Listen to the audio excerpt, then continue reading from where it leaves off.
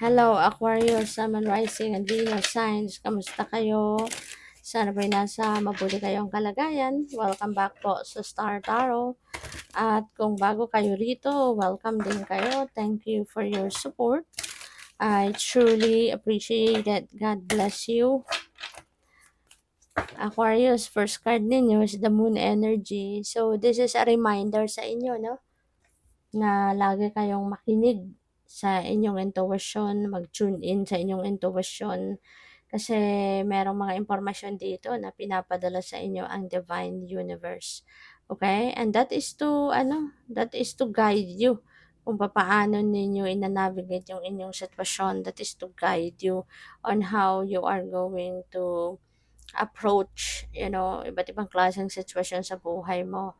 Alright? At saka, kung meron kang mga desisyon na gagawin sa ngayon, as much as possible, kung hindi naman yan nagmamadali pa, hindi pa deadline or due date, huwag muna kayong magdesisyon. Kasi parang malabo pa sa inyo malabo pa sa isip ninyo yung totoong sitwasyon.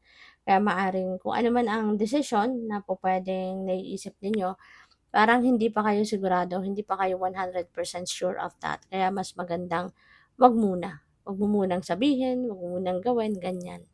So, we have the Two of Wands. Ayan. So, si Two of Wands, ano ito po pwedeng may choices na pagpipilian, may desisyon na kailangan gawin. Or po pwede rin na meron pagpaplano, strategizing, making plans, mga ganyan, ano. Ang iba sa inyo rito siguro, baka you're planning to travel, pupuwedeng abroad 'yan 'no, kasi meron tayong mundo, meron siyang hawak na mundo. So, baka ang iniisip niya, "Saan kaya ako pupunta?" 'Di ba? Maaaring nag-iisip siya kung saan siya magma-migrate, baka nag-iisip siya kung saan siya maghahanap ng trabaho, ganyan 'no. Kasi baka target nito, mag-abroad 'no. So, baka gano'n ang sitwasyon ng iba sa inyo, Aquarius, kaya maybe you are making plans sa ngayon. You are, thinking of where or how you are going to make that happen, no? Yung ano mo, yung pinaplano mo or iniisip mo. So, decision, no? Decision is what I'm picking up here. So, pero pag hindi ka pa handa magdesisyon, wag mong pilitin ang sarili mo kasi baka mamaya pagsisihan mo lang. Okay? Kung nagdadalawang isip ka pa sa desisyon na yan na gagawin mo, then that is already a red flag. Wag mo munang ituloy. So, we have the sun. Wow. So, swerte ito. This is good luck. This is good fortune. This is good luck, good fortune, swerte ito. At saka, ano ito no? Aquarius, see the sun. This could be something na pupuwedeng merong financial or material success na makakamit kayo, sa ngayon.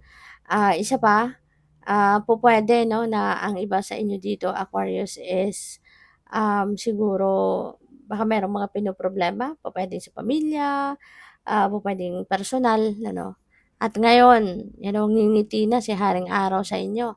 Magliliwanag na ang lahat. Magliliwanag na ang iyong sitwasyon, magliliwanag na yung isip mo, yung damdamin mo, mas gagaan, yung gano'n. Kaya, go for it. Okay? Gawan mo ng, anuhan mo, kumbaga, embrace it. 'Di ba? At i-welcome mo yan sa buhay mo. Kasi ngingiti si Haring Araw sa iyo. Kaya, ano man ang mga problema, ano man yung mga hindi masyadong paborableng nangyayari sa buhay mo in the past, then ngayon magiging maayos na ang lahat. Okay? There will be progress, there will be successes, gagana ang sitwasyon. So, tingnan natin ano pa ang ganap. By the way, maraming salamat for subscribing. And if you haven't subscribed yet, subscribe na kayo. And also, maraming salamat din for not skipping the ads. Malaking bagay po yan sa akin. And also, please click the join button sa baba ng video kung gusto po ninyo na mag-join kayo sa membership. Okay? So, Aquarius, we have fearless expression. Ayan. So, maaari na ang iba sa inyo dito, Aquarius, baka hindi kayo masyadong honest no, sa sarili ninyo. At hindi ninyo ini-express talaga kung ano yung totoong nilalaman ng isip mo, totoo mo nararamdaman. Kaya iniimbitahan ka dito na be fearless in expressing your thoughts and your feelings. Put them into words para mas maging effective ang communication ninyo. Kasi sa kahit anumang sitwasyon, ano, kahit anumang pag-uusap, 'di ba, whether that is negotiation, transaction, businessman, relationship, or whatever, napaka-importante, no, na kung ano yung totoo mong nararamdaman at totoong laman ng isip mo, yun ang sinasabi mo. Put them into words, okay? Para walang sugarcoating, wala ng pagkukunwari. Kasi baka ang tendency ng iba sa inyo, nagiging people pleaser siguro ang iba. Kaya minsan, ano, imbes na kung anong iniisip mo, iniiba mo para na mapilis mo yung ibang tao. So, dapat hindi na gano'n. No? Be fearless in expressing, 'di ba, yourself para na maiparating mo sa tao yung totoo mong nararamdaman at totoong nilalaman ng isip mo. Kung anong talagang punto mo, 'di ba? You the muse, ayan. So, feeling ko dito, ilalabas mo din ngayon yung totoong ikaw, 'no? So, this is good, 'no? Parte ito ng fearless expression na gagawin ninyo na maaaring i-express mo na ngayon kung ano talaga ang totoong nararamdaman mo. So, you are going to show the world who you are. 'Di ba? This is the real you. Ito na yung totoong ikaw. Papakita mo na, i-express mo na. At, kasama na din yung mga talents mo, skill set mo, mga spiritual gifts mo, ayan. Ipapakita mo na din yan sa ngayon. Hindi ka na rin mahihiya or hindi ka na magdadalawang isip na i-share din yan sa iba. Find your sacred flow. So, feeling ko dito magiging ano ka na, magiging, tawag dito, magiging stress-free ka na kasi you are going to learn to, find your sacred flow. You're just going to go with the flow with life, 'no? Magiging ano ka na ngayon,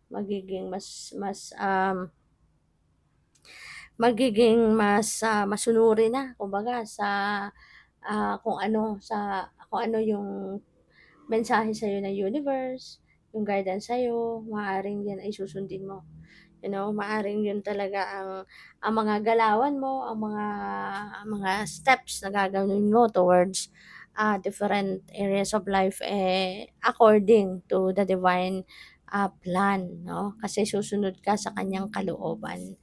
So, we have manifesting and doing. So, maganda 'to kasi hindi lang sa nag-iisip ka, hindi lang sa may idea ka kung ano yung gusto mong maging o kung ano yung gusto mong marating, ano man yung gusto mong makita, ma-experience sa buhay mo. Hindi lang sa nag-iisip ka, hindi lang sa pina-fantasize mo 'yan, hindi lang sa iniisip mo 'yan, pinagpaplanuhan mo 'yan, but ang mahalaga dito kasi kung ano man 'yan na gusto mong ma-manifest sa buhay mo, you are definitely going to work on it. You are going to put it into action. Kung ano yung plano mo, ano yung minimithi mo sa buhay, ano yung pinapangarap mo, you are definitely going to work on that or you're going to do it, no? At para na makita mo talaga yon sa inyong ano, realidad. No? So, good luck sa'yo. Thank you for watching Love and Light. Namaste.